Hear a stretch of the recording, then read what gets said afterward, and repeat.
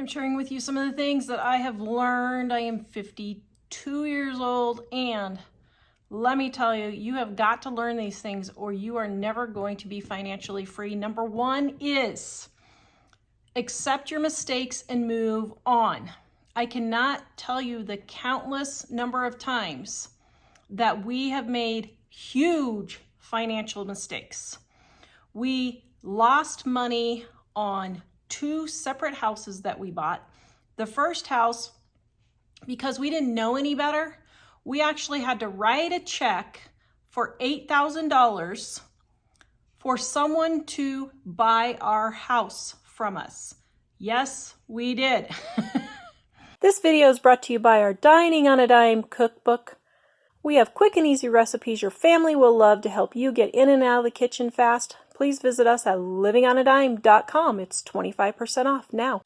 We paid $27,000 for the house.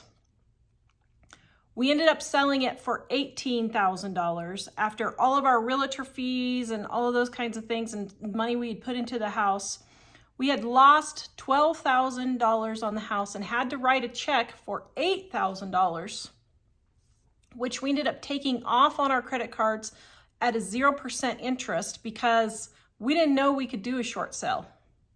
We didn't know we could just let them foreclose on that. And what happened was we had actually started our business, and I didn't want to be a financial guru having a bankruptcy or short sale or foreclosure on my record.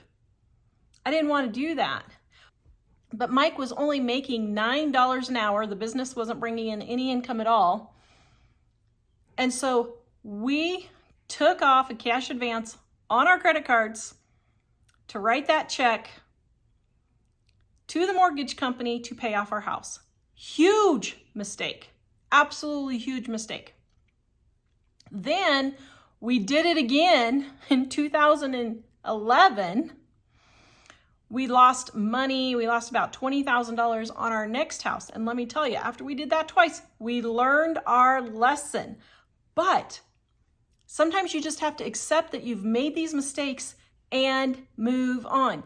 You made the mistake buying a new car. Never, ever, ever. I don't even care if you have the cash. Don't buy a new car. It is absolutely ridiculous. I mean, I guess if you've got millions of dollars, you can go ahead and buy what you want. But most of the people watching my videos aren't worth millions. So if you have millions of dollars and you want to just do that, that's fine. But a car depreciates quicker than anything. You literally drive it off the lot, and in 12 inches, your car's value can drop $20,000.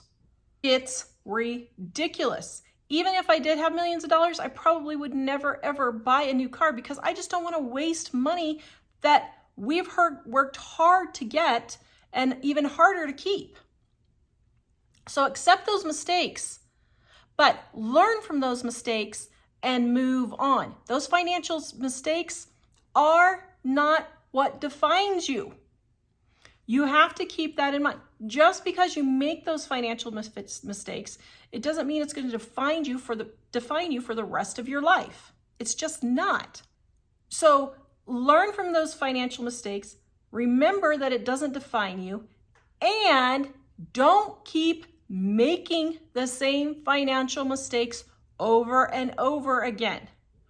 How many people don't have a basic savings at all, and so they keep going to payday loans?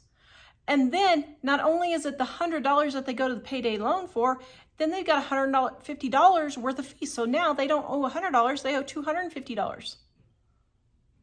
They keep getting car loans and rolling their car loans into the next car loan to the point where you're upside down on your car and you owe more on your car than it's even worth. It happens all the time. I was absolutely shocked the other day. I sell a whole bunch of stuff on Facebook Marketplace. I'll find it at thrift stores and garage sales, and if I bring it home and I can't use it, then I'll turn it around and sell it on Marketplace. Well, and by the way, usually I make a profit because I just get the stuff so cheap. But I had this little decor item that it was just a little decorative window, And I was selling it on Marketplace. And the lady said, okay, I'm going to have to wait until I can get my check to come buy it. If you don't have $20 in your checking account to buy a decor item, you do not need to be buying that at all in the first place. You need to be putting that $20 in savings. You need to be thinking, wait a minute, I can't afford this because I have to wait for a check to come in because I don't even have $20 to my name to go buy this right away. I'm going to put that $20 in savings. I'm going to put that $10 Starbucks in savings. I'm going to put that $40 takeout in savings. I'm going to put that $200 to get my hair done in savings. If you don't have at least $1,000 in savings, but I would suggest $5,000 to $10,000 in savings, you should not be buying any of these things. You just shouldn't, because you literally cannot afford them. If your car breaks down and you cannot pay cash for a used car, you can't afford any of those things. Period. You just can't. The next thing is pay off your debts fast. I am amazed at how many people make $70,000, $80,000, $90,000, $100,000 a year, and they have $50,000, $100,000 in debt, and they can't get it paid off. If you make that kind of money, you need to figure out how to live on $50,000 a month, or a month, that would be great, wouldn't it? $50,000 a year. And quickly each month dump as much money as you can on your debt. Get that debt paid off in 6 months, a year, 2 years max, but get it paid off. That debt hanging over your head all the time, it's going to do nothing but bring you down, because it's constantly in the back of your mind. Okay, I got to pay this. It's constantly a reminder. Oh, I got my credit card bill. Look, I just paid $300 in interest this month. That's absolutely ridiculous. So get that debt paid off as quick as you can. Sell everything you can. Get a second job if you can. Make your kids start paying for their cell phone, their car insurance, their car repairs. Your kids, if they are driving, they can start getting a job and doing that. It's not going to hurt them. Pretty much everybody my age and young and older did that. It's just my age and younger that they didn't have to start doing that. It teaches kids good work habits. It teaches them budgeting. Kids are not learning these things now because parents aren't forcing them to do it. If you're a single mom and you can't afford to have your kids' car insurance, pay your kids' car repairs, pay for your kids' cell phone, your kids can pay for that. If they're 16 or older, they can get a job and they can pay for those things. The next thing is you're going to have to be saying no to your kids, to your spouse, to yourself. Say no to the nails, no to the hair, no to the new purse, no to the Starbucks, no to eating out, no to Stanley Cups for the kids, no to cell phones for the kids. No to the new car, no to the boat, no to the jet skis, no to the snowmobiles, no to the vacation. If you don't have $5,000 to $10,000 in savings so you can pay for a major car repair or buy a used car, if yours totally poops out on you, you cannot be affording a vacation. You cannot be affording to eat out, period. You're going to be eating inexpensive meals at home. Not steak, not shrimp, any of that fancy stuff that you can't afford. You just cannot afford it. And so once you realize that and understand that and get all that money going towards your debt and getting it paid off, you're going to have the biggest relief, the biggest weight lifted off your shoulders. You won't even fathom. You cannot fathom until it happens to you. When we got our credit card debt paid off, even though we never paid interest on our credit cards, when we were first paying them off, when we were first married, we never paid interest. But even at that, it still just hung over our heads all the time, because every 6 months I would have to transfer it to another credit card, and then 6 more months I'd have to transfer it to another credit card. And it was just always there in the back of my mind, having to get it paid off. Once you get that paid off, then you don't have to think about your past mistakes. You can start thinking about your future riches, so that it inspires you to keep going on and keep building your wealth. The next things I have learned is stay at home and raise your kids. Now, my audience is older, but let me tell you, I have not heard one person, and I'm sure you guys will be more than happy to prove me wrong on this, but I have not heard one woman who hasn't regretted putting her kids in daycare growing up. I've heard person after person after person say one of the biggest things they regret was putting their kids in daycare instead of staying home and raising their kids themselves. If you are younger, you can make it work. I know this was 20 years ago when we were doing this, but let me tell you, even living on $6 to $9 an hour, which was all we made with 2 kids, that was still very little. That was way below the poverty level, even 20 years ago.